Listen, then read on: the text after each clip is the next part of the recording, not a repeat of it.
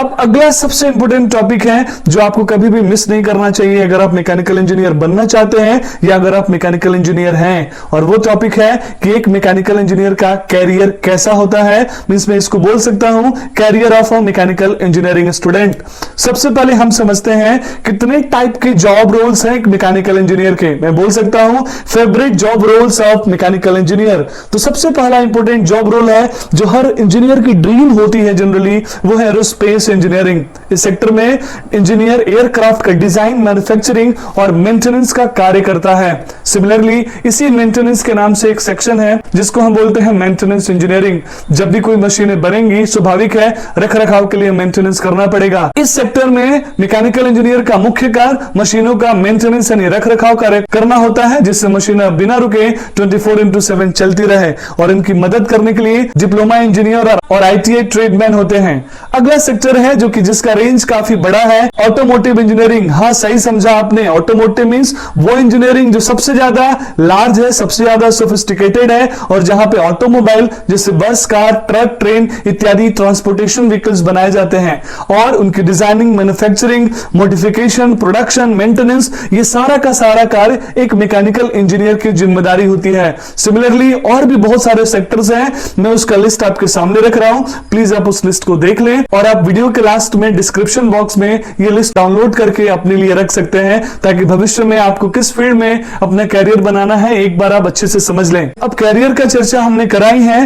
तो career options में देख लें कि एक मैकेनिकल इंजीनियर को डिग्री पूरा करने के बाद जॉब कहां मिलता है। वैसे तो हर कॉलेज दावा करता है कि मैं अपने बच्चे को 100% प्लेसमेंट दूंगा, लेकिन बहुत सारे बच्चे ऐसे होते हैं जिनके अंदर काबिलियत बहुत ज्यादा होती है और वो उस कॉलेज के प्लेसमेंट से ज्यादा डिजर्व करते हैं। अब मैं उन कैरियर ऑप्शंस की बात करने जा रहा हूं जो हर मैकेनिकल इंजीनियर का ड्रीम होता है। एक मैकेनिकल इंजीनियर के पूरे कैरियर ऑप्शंस को मैंने 3 भाग में डिवाइड किया है। पहला सेक्टर है जॉब, क्योंकि हमारे देश के जो माली हालात है उसके हिसाब से स्टूडेंट जब बीटेक करता है तो उसके समाज और परिवार वालों की एक्सपेक्टेशन इतनी ज्यादा हो जाती है, इवन उनके ऊपर फाइनेंशियल बर्डन इतना ज्यादा हो जाता है कि जॉब करना हर इंजीनियर की प्राइम नीड बन जाती है। तो कैरियर की शुरुआत में स्टूडेंट सबसे पहले जॉब की एक्सपेक्टेशन रखता है।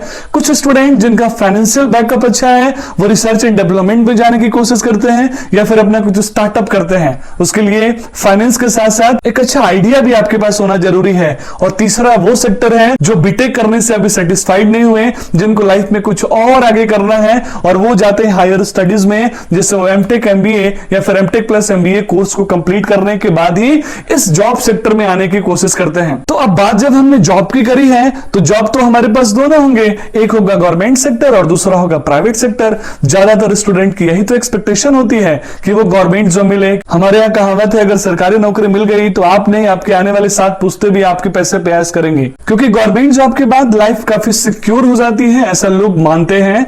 तो गवर्नमेंट जॉब में हमारे पास 3 प्रकार के ऑप्शंस अवेलेबल हैं मैकेनिकल इंजीनियर के लिए। पहला ऑप्शन है PSU जिसको पब्लिक सेक्टर इंटरप्राइजेस बोलते हैं, दूसरा ऑप्शन है स्टेट गवर्नमेंट, और तीसरा ऑप्शन है like IAS Indian engineering services जो कि UPSC के थ्रू कंडक्ट होती है, जो आप डायरेक्ट IAS का एग्जाम भी दे सकते हैं या फिर आप सिविल सर्विस एग्जामिनेशन के थ्रू भी IAS के ग्रेड में जा सकते हैं। स्टूडेंट अब मैं PSU यानी पब्लिक सेक्टर इंटरप्राइजेस की बात कर लेता हूं।